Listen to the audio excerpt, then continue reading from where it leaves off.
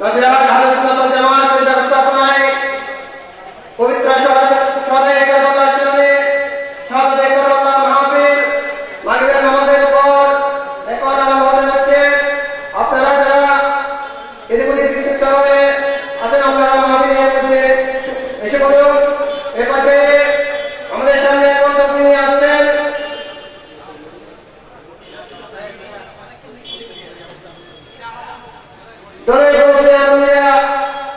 আহমদিয়া মাদ্রাসার সম্মানিত মুদারিস হযরত মাওলানা সিরাজুল মুস্তাফা আজাদি পেশ করে আমাদের মধ্যে আজকের প্রধান মেহমান উপস্থিত আছেন পীরে তরিকত হযরত আল্লামা আবু তাহের নূরী সাহেব। মুত্তাকিন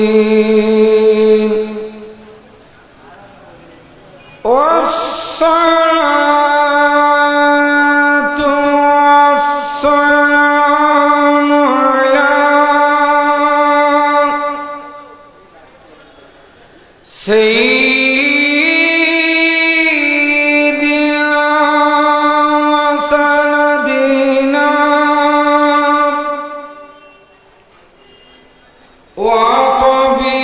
وطبيبنا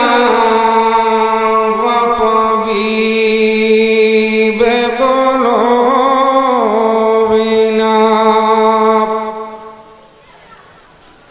وعلى آله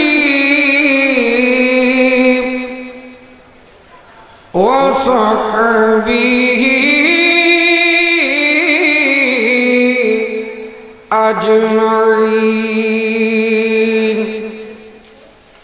أما بعد فقد قال الله تعالى عز وجل في شان حبيبه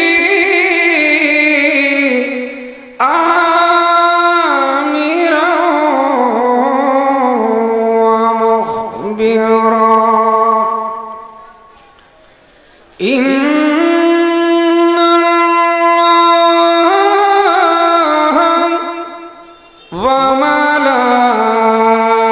وملائكته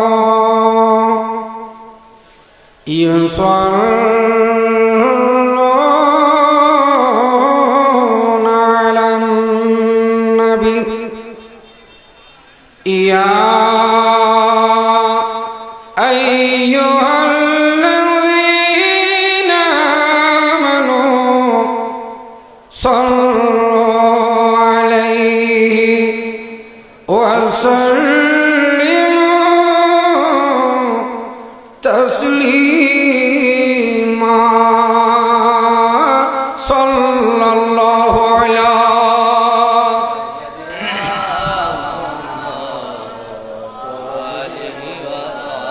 একটু মোহাম্মতের আওয়াজে আল্লাহুম্মা সাল্লি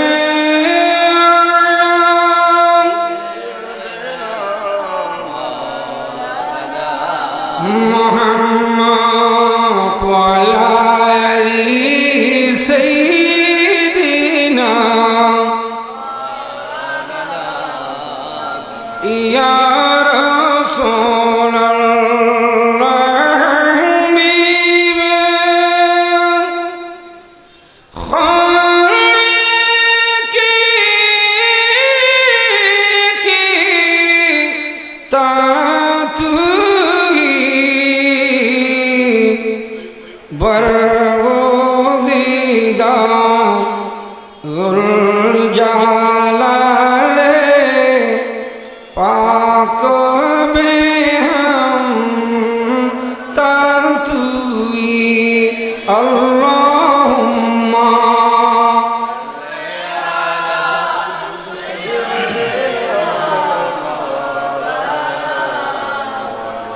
وعلى آل سيدنا আল্লাহ তুমি দয়া করো নসর করো মদিনা আল্লাহ তুমি দয়া করো নসর করো মদিনা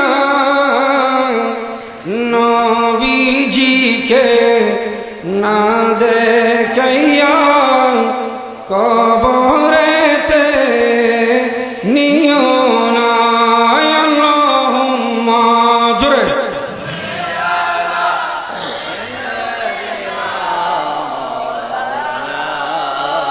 ওয়ালা আলি সাইয়্যিদিনা সালাতুন ইয়া রাসূলুল্লাহ আলাইকুম আর একটু মহব্বতের আওয়াজে সালাতুন ইয়া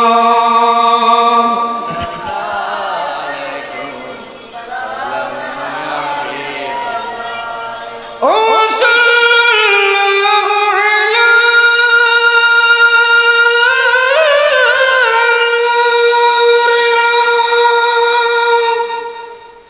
কে শরনা রেহা পয়দা জমি আযম বিহু সাকিন ফলক عشق یوں شیدا صلاتن یا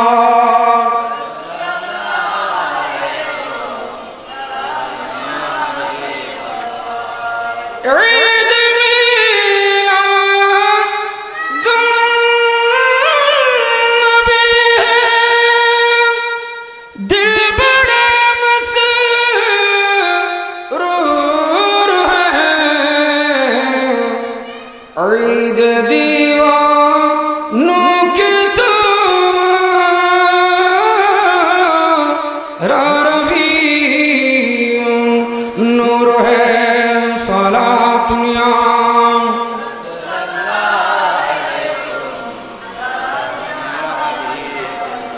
أعوذ بالله من الشيطان الرجيم بسم الله الرحمن الرحيم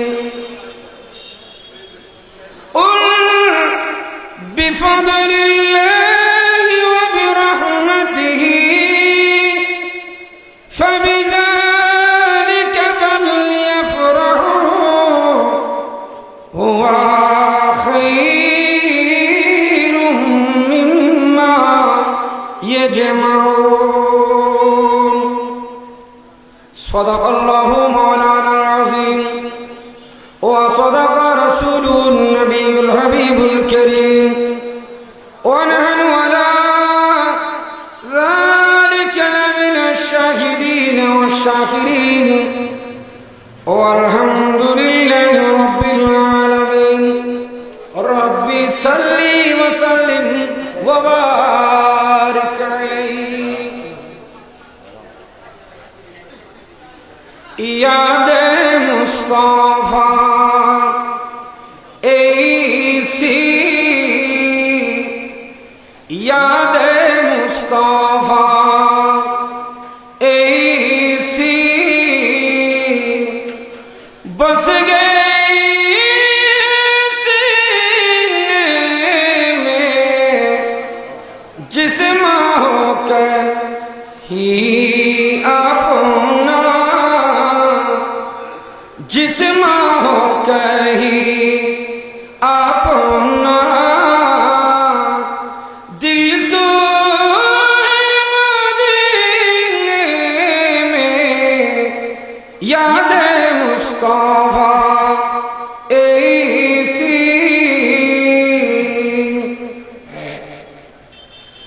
ایک دن جنت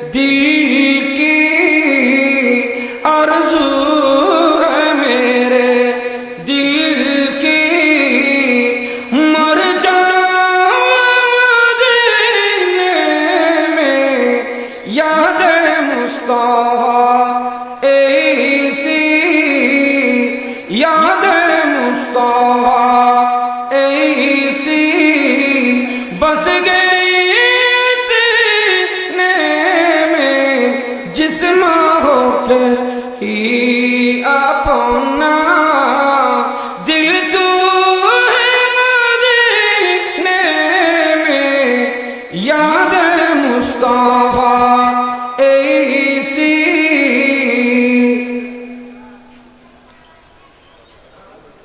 उपस्थित महतरम मकाम ওয়াজিবুল ইহতিরাম মতকার আয়োজিত ঐতিহ্যবাহী ফটিকছড়ি থানার অন্তর্গত নাজিরহাট পৌরসভা আহলে সুন্নাত ওয়াল জামাত নাজিরহাট পৌরসভা শাখার ব্যবস্থাপনায় পবিত্র ঈদে মিলাদুন নবী সাল্লাল্লাহু আলাইহি ওয়াসাল্লাম ও শহদায়ে কারবালার স্মরণে আজিমুশান মিলাদ মাহফিলের সম্মানিত সভাপতি নাজিরহাট জামিয়া মিলিয়া আহমদিয়া কামিল এম এ মাদ্রাসা সাবেক ভারপ্রাপ্ত অধ্যক্ষ হযরতুল আল্লামা উস্তাদুল উলামা কাজী মোহাম্মদ কামাল উদ্দিন সাহেব মাদ্দাজিলুল আলী, আজকের মাহফিলের প্রধান আলোচক হযরতুল আল্লামা কাজী মুঈনুদ্দিন আশরাফী সাহেব ফিল্লাহ দামাত বরকাতুল আলিয়া শেখুল হাদিস সুবহানিয়া আলিয়া কামিল মাদ্রাসা এবং আজকের মাহফিলের যিনি আসলে আমি তকলিফ বন্ধ করে দেব উনি আসতেছেন আঞ্জুমানে রসবিয়া নুরিয়া ট্রাস্টের সম্মানিত চেয়ারম্যান, অসংখ্য দ্বীনি শিক্ষা প্রতিষ্ঠানের প্রতিষ্ঠাতা পীরে তরিকত দরবারে আলা হযরতুল আল্লামা আলহাজ মাওলানা আবুল কাসেম নুরি সাইফুল্লাহ দামাত বরকাতুল আলিয়া এবং তকরির পেশ করবেন নাজিরহাট জামিয়া মিলিয়া আহমদিয়া আলিয়া মাদ্রাসার ভারপ্রাপ্ত অধ্যক্ষ উস্তাদুল উলামা হযরতুল আল্লামা মুহাম্মদ আব্দুল সালাম শরীফী সাহেব মাদ্দাজিলুল আলী এবং তশরিফ আনবেন কানিঘাট মুফতির ইসলাম ফাজিল দীনী মাদ্রাসার সম্মানিত আরবি প্রভাষক হযরতুল আল্লামা আলহাজ আবুল হাসান মোহাম্মদ হুমায়ুন রিজভী সাহেব ফিল্লাহ দামাত বরকাতুল আলিয়া। তশরিফ এনেছেন সুরবি আব্দুল মালিক শাহ রহমাতুল্লাহ আলাইহি সুন্নিয়া মাদ্রাসা পরিচালক সুপার হযরতুল আল্লামা জনাব মাওলানা মোহাম্মদ আবু তৈয়ব মোহাম্মদ মুজিবুল হক সাহেবুল্লাহ মাদ্দাজিলুল আলী এবং তশরিফ এনেছেন গৌসিয়া কমিটি বাংলাদেশ দৌলতপুর ইউনিয়ন শাখার নাজিরহাট পৌরসভার সম্মানিত সভাপতি হযরতুল আল্লামা আলহাজ মনজুর মিয়া আল কাদেরী সাহেব এবং তশরিফ এনেছেন মতিয়ানুর রহমান শাহ কিবলা জামিয়া মসজিদের সম্মানিত খতিব হযরতুল আল্লামা মাওলানা আব্দুল্লাহ আল মাহমুদ সাইফুল্লাহ মাদ্দাজিলুল আলী সহ অসংখ্য উলামায়ে কেরাম বিরাদানি ইসলাম, দূর দূরান্ত থেকে আগত মেহমান বিন্দুরা, নবী প্রেমিক অলি প্রেমিক আশিক রাসূল মাদ্রাসা ছাত্রবৃন্দ, পর্দার আড়ালে প্রতিবেশীন মা এবং বোনেরা, আসসালামু আলাইকুম ওয়া রাহমাতুল্লাহি ওয়া বারাকাতুহু। রব্বুল আলামিনের দরবারে লাখ কোটি শুকরিয়া জ্ঞাপন করতেছি যে মহান রব্বুল আলামিন পবিত্র চাঁদ মাহে সফরুল খায়র চাঁদ শেষ এবং মাহে রবিউল আউয়াল নূর শরীফের আগমন মাহেনা আগমন উপলক্ষে আজকের এই আজিমুশান ইমানি নূরানি মাহফিল সবাই উচ্চ সুরে বলুন আলহামদুলিল্লাহ। আসলে আমরা ভাগ্যবান যেহেতু আজকে এমন দিনের মধ্যে মাহফিলটা হয়ে গেল, এমনিও আজকে রাত্রে মাহে রবিউল আউয়াল রাসূল পাকের আগমনের মাসকে স্বাগত জানানোর জন্য শুকরিয়া জ্ঞাপন করার জন্য বিভিন্ন জায়গায় ঢাকা চট্টগ্রাম শহরের মধ্যে বিভিন্ন খানকায় বিভিন্ন মাদ্রাসার পক্ষ থেকে সংগঠনের পক্ষ থেকে আজকে যারা আল্লাহর প্রিয় রাসূলকে ভালোবাসে এমন স্থান থেকে জশ্নে জুলুস বের হয় নাই এমন কোনো জায়গা নেই, ঠিক কিনা? সেই সাথে অংশীদার আজকে নাজিরহাট গৌসিয়া কমিটি বাংলাদেশ নাজিরহাট পৌর শাখা বিভিন্ন শাখার ব্যবস্থাপনায় সবাই সম্মিলিত হয়ে আজকে আমরা যে নাজিরহাট জামিয়া মিলিয়া আহমদিয়া আলিয়া মাদ্রাসার ময়দান থেকে প্রত্যেক বছর নিয়েও এবছর ইনশাআল্লাহ জশ্নে জুলুস আমরা শেষ করলাম, আমরা কামিয়াব সবাই আলহামদুলিল্লাহ। এর শুকরিয়া আদায় করতেছি যারা আসছেন, যারা মাহফিলের মধ্যে আসবেন, আজকের মাহফিলের মধ্যে এমন হুজুররা আসবেন যেগুলো আমাদের জন্য নিয়ামত, ঠিক কিনা? এগুলো সবগুলোকে একত্রে করে একটা মাহফিল দেওয়া সম্ভব হয় না, একটা থাকলে একটা পাওয়া যায় না। কিন্তু আমাদের ভাগ্য বলো আজকে এমন এমন হযরত উলামা ইকরাম আজকে এই মাহফিলে আনবেন, যাদের তাকরীর শোনার জন্য মানুষ টেলিভিশন বিভিন্ন চ্যানেলের মধ্যে অপেক্ষমান হয়ে থাকে, ঠিক কিনা? তো সেই অনুসারে আল্লামা আবুল কাসেম নূরি অল্প কিছুক্ষণের মধ্যে উনি চলে আসবেন এখানে, এসে মাগরিবের নামাজ পড়ার কথা ছিল কিন্তু একটু দেরি হয়ে গেল। তো আমি অনুরোধ জানাচ্ছি, আজাদি বাদা উনি আসতেছেন, আমি একটা আয়াত কারিমা তেলাওয়াত করলাম। এই আয়াত কানা একদম মশহুর ও মারুফ আয়াত, সবাই জানেন মুখস্থ। এই আয়াত কানা রবিউল আউয়াল শরীফ চাঁদুদিত হলে বিশেষ করে যারা আহলে সুন্নাত, যারা রাসূল প্রেমিক, নবী প্রেমিক, সবার মাহফিলের মধ্যে এই আয়াত শরীফ আমরা শুনি এবং আমরা পড়ি, ঠিক কিনা?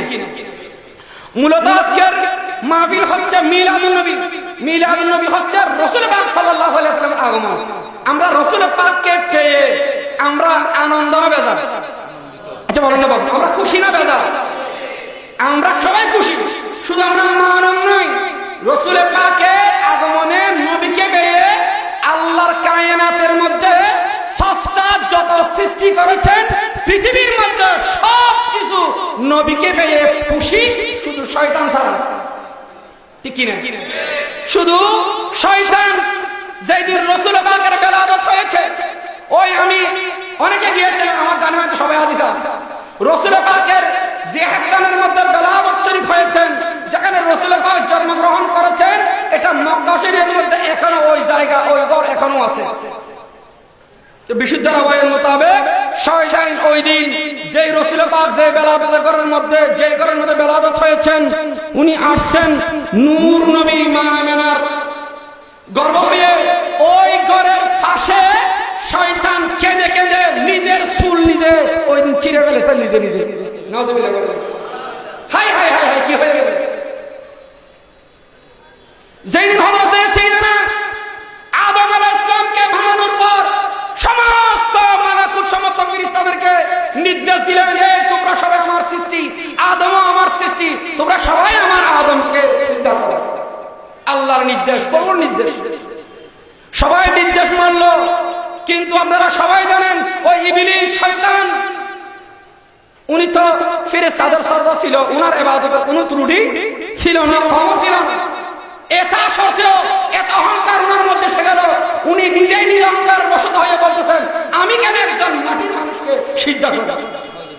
কিন্তু ওই দিন শয়তানের বুঝা আসা নাই, জিনাকে সিজদা করার জন্য বলেছেন। ওই সিজদার মূলত কারণ হচ্ছে আদম আলাইহিস সালামের কফন মুবারকের মধ্যে আমার মাহবুব রাসূল সাল্লাল্লাহু আলাইহি ওয়াসাল্লামের নূর শরীফ আমানত ছিল। মূলত সম্মান ওখানে, এখানে নয়। যুগে যুগে কুরবানি হয়েছিল, কুরবানি হুকুম হওয়ার পর মানুষের উপর কুরবানি স্থগিত হয়ে গিয়েছিল। কারণ হচ্ছে কুরবানি কবুল না হওয়ার কারণ, কুরবানি কার্যকর না হওয়ার কারণ হচ্ছে প্রত্যেকটা কুরবানি, যে কুরবানির উপর যার উপর কুরবানি দেওয়ার জন্য বিধান এসেছে পরীক্ষামূলক, ওই কুরবানির দাতা কুরবানি হওয়া ব্যক্তির কপালের মধ্যে আমার নবীর নূর আমানত ছিল। সুবহানাল্লাহ বলেন। সবাই সিজদা করবে, শয়তান সিজদা এটা অবাধিত হবে। শয়তান সিজদা করে না, কেন আমি স্বীকৃতি দিচ্ছি না, সেই জন্য ওই শয়তানের অনুসারী এখনো আছে, যারা রাসূলকে, রাসূল পাকের মিলাদুন নবীকে স্বীকৃতি তারা দিতে চায়, ঠিক কি না? শয়তান বলে আমি কেন সিজদা করব? শুধু আদম আলাইহিস সালামকে সিজদা করে না, এটা না কারণ হচ্ছে আদম আলাইহিস সালামের ভিতরে কফন মুবারকের মধ্যে আমার নবীর নূর আমানত ছিল। ওই নূর আস্তে আস্তে আস্তে আস্তে ওই নূর তো পৃথিবীর জমিনের মধ্যে ট্রান্সফার হবে। সেই অনুসারে আবার ওই দিন কোরবানি, একটু বোঝানোর জন্য বলতেছি, সময় কম। আল্লাহ যেই দিন হযরত ইব্রাহিম আলাইহিস সালামকে নির্দেশ দিলেন তোমার ছেলে ইসমাঈল আলাইহিস সালামকে নিয়ে আমার খানে কাবা আবার পুনর্নির্মাণ করো, এটা নূহ আলাইহিস সালামের তুফানের সময় এটা বলে নিয়েছিল, চিহ্ন ছিল না। ইমামুল মালায়েকা জিবরিল আলাইহিস সালাম একটা মেফ নিয়ে আসলেন, এই আল্লাহর পয়গম্বর হযরত ইব্রাহিম আলাইহিস সালাম তুমি এখানে ঘরটা তালাশ করো, নির্মাণ করো। আমি বলতে চাচ্ছি ওইখানে কাবা বাপ ছেলে ইব্রাহিম আলাইহিস সালাম ইসমাঈল আলাইহিস সালাম পূর্ণাঙ্গ কি করলেন, সংস্কার করলেন, করার পর আল্লাহর দরবারে একটা দোয়া করেছিলেন। ওই দোয়া কানা এখন কোরআন পাকের আয়াত। কারণ দোয়া করার পর আল্লাহর পক্ষ থেকে পরীক্ষামূলক ছোট্ট শিশু ইসমাইল আলাইহিস সালামের পর কোরবানির নির্দেশ দিলেন, এই ইব্রাহিম তুমি তোমার ছেলে ইসমাইল আলাইহিস সালামকে আমার রাস্তা কোরবানি দাও। ঠিক কথা মোতাবেক আল্লাহর ওয়াদা, ইব্রাহিম আলাইহিস সালাম ছিলেন খলিলুল্লাহ, সুতরাং বন্ধুর কথা রক্ষা করতে গিয়ে স্বপ্ন আম্বিয়া কেরামদের স্বপ্ন সত্য, একবার দুইবার তিনবার বারবার দেখতে দেখতে ইব্রাহিম আলাইহিস সালাম সিদ্ধান্ত নিয়ে নিলেন আমি আল্লাহর রাস্তার মধ্যে আমার মহব্বতের ছেলে ইসমাইল আলাইহিস সালামকে কোরবানি দিয়ে দেব। ইব্রাহিম আলাইহিস সালাম ইসমাইল আলাইহিস সালামকে কোরবানি দেওয়ার জন্য একটা নির্দিষ্ট স্থানের মধ্যে নিয়ে গেলেন। এখন মক্কা মুআজ্জামার মধ্যে যেখানে হাজির হারামাইনরা পাথর নিক্ষেপ করার জন্য যায় শয়তানকে, ওইখান থেকে একটু এড়িয়ে যেতে হয়। দুই পাহাড়ের মধ্যে একটা জায়গা যেখানে হযরত ইসমাইল আলাইহিস সালামকে কোরবানি দেওয়ার জন্য নিয়ে গেছেন। অনেক লম্বা কথা, আমি কোরবানি আলোচনা করতেছি না। ওখানে আল্লাহর নির্দেশ মোতাবেক কোরবানি করার জন্য যখন হাত পা বেঁধে ফেলেন, আপনারা সবাই জানেন ওই দিন কোরবানি করার নির্দেশ দিয়েছিলেন বিদায় পরীক্ষামূলক, কিন্তু কোরবানি কার্যকর হয় নাই। কেন হয় নাই জানেন? কারণ ওই দিন ইসমাইল আলাইহিস সালামকে নিয়ে আল্লাহর খানে কাবার মধ্যে ইব্রাহিম আলাইহিস সালাম একটা দোয়া করেছিলেন। ওই দোয়া আল্লাহর দরবারে কবুল হয়েছিলেন। দোয়ার কবুলের শর্ত মোতাবেক ইসমাইল আলাইহিস সালামের কোরবানি স্থগিত হয়ে গেল এবং ওইখানে একটা দুর্বেশের ব্যস্ত থেকে কোরবানি কবুল হয়ে গেল। মূলত কোরবানি কবুল না হওয়ার কারণ আমার রাসূল, আমি সেটা বলতে চাচ্ছি।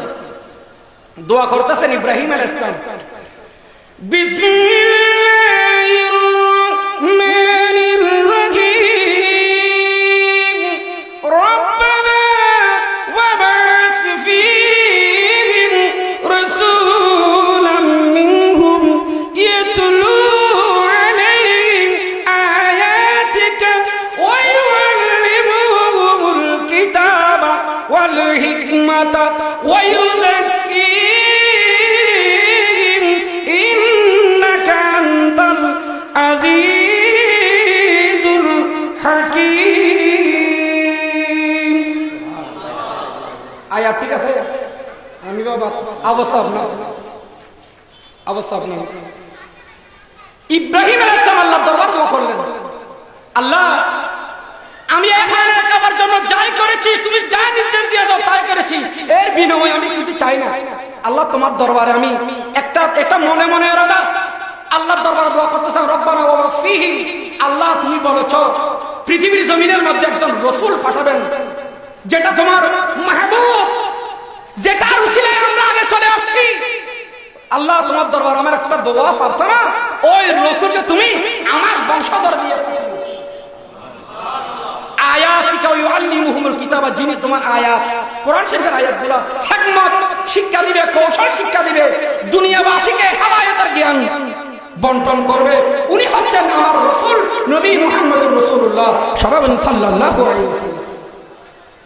এই দোয়া করলেন ইব্রাহিম আলাইহিস সালাম। ইসমাইল আলাইহিস সালাম তো আল্লাহ দোয়া কবুল করেছেন, তো আমার নবীকে তো ইব্রাহিম আলাইহিস সালামের ছেলে হতে ইসমাইল আলাইহিস সালাম, সুতরাং ইসমাইল আলাইহিস সালামের বংশ দিয়ে আমার নবী আসবে।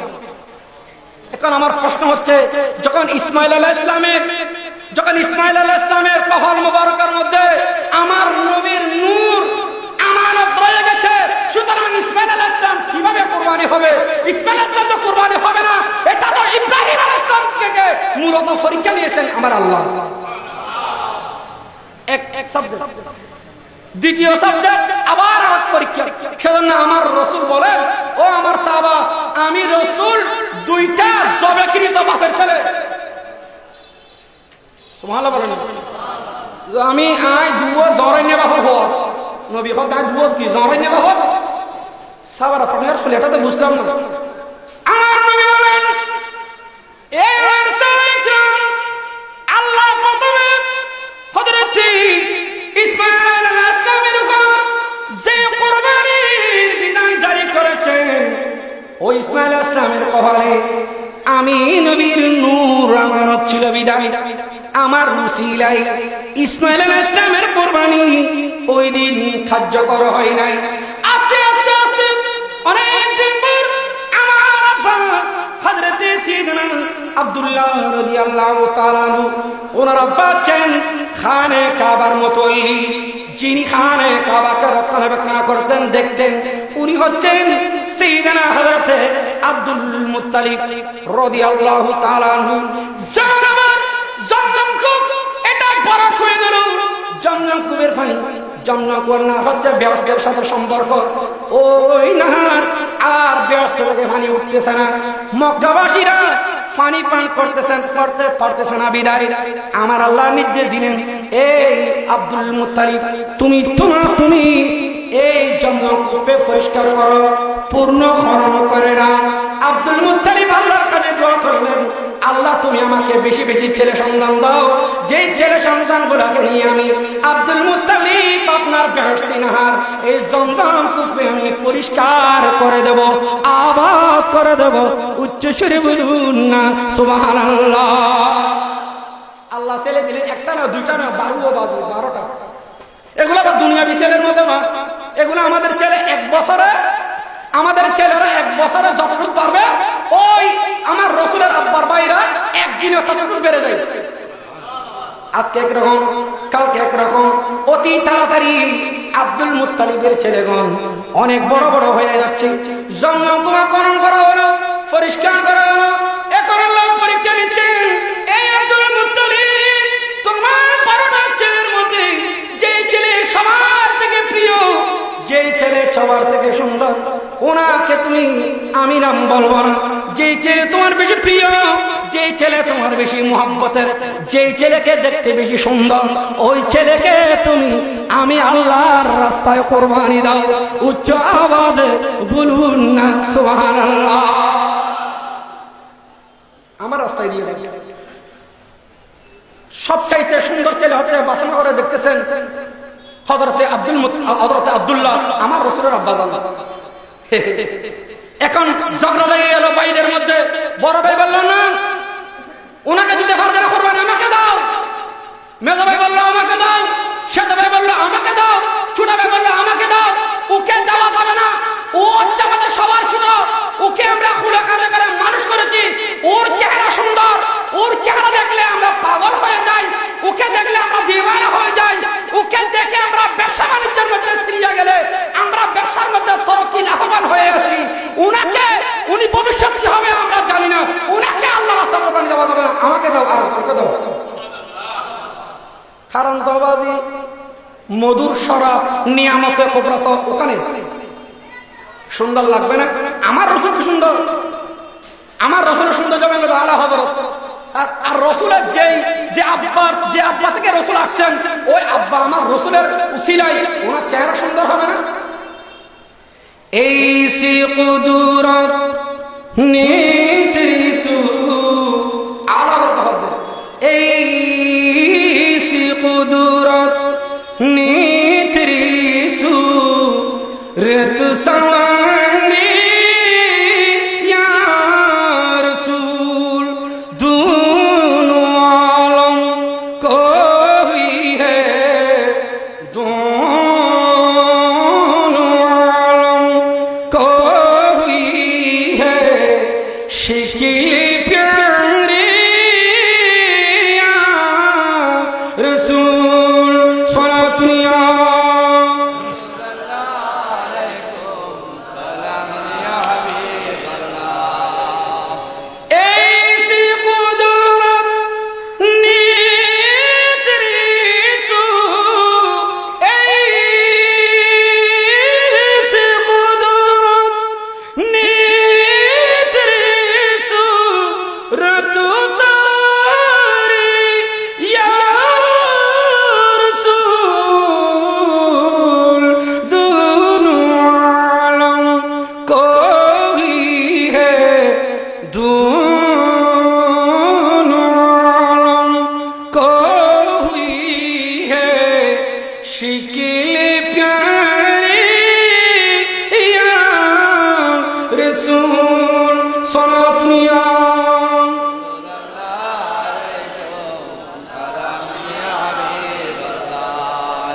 शान रहमत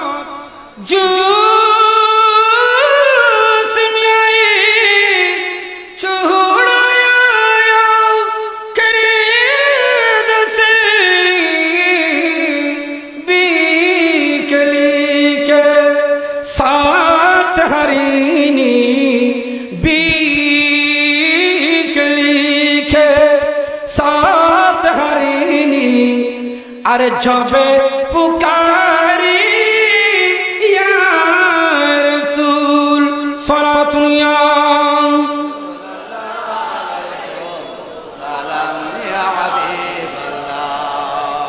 আমার আলোক মুজাদ্দিদ দ্বীন মিল্লাত আহমদ রাজা ফাদল নবী রাদিয়াল্লাহু তাআলা আনহু ওনার নুমায়ে হাবিবের মধ্যে ইরশাদ করতেছেন, এই দুনিয়ার মানুষ আমার নবী কিরকম সুন্দর, আমার নবী সুন্দর হবে না কেন, কিংবা আমার নবীর সুন্দরের তরকা অনুযায়ী আমার রাসূলের আব্বা সুন্দর হবে না কেন, আমার নবীর চেহারা মুবারক কেমন সুন্দর, আমার নবীর চুল মুবারক সুন্দর, আমার নবীর দাড়ি মুবারক সুন্দর, আমার নবীর চোখ মুবারক সুন্দর, আমার নবীর গোল মুবারক সুন্দর, আমার নবীর হাত মুবারক সুন্দর, আমার নবীর কদম মুবারক সুন্দর, আমার নবী ন লম্বা, আমার নবী ন বেটে, আমার নবী ন হ্যাংলা, আমার নবী ন মোটা, আল্লাহ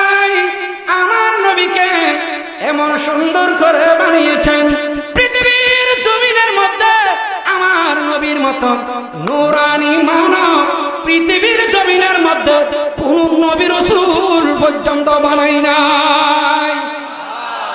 ইন আলা হযরতুল কালাম, আলা হযরতুল কালাম এগুলো এক একটা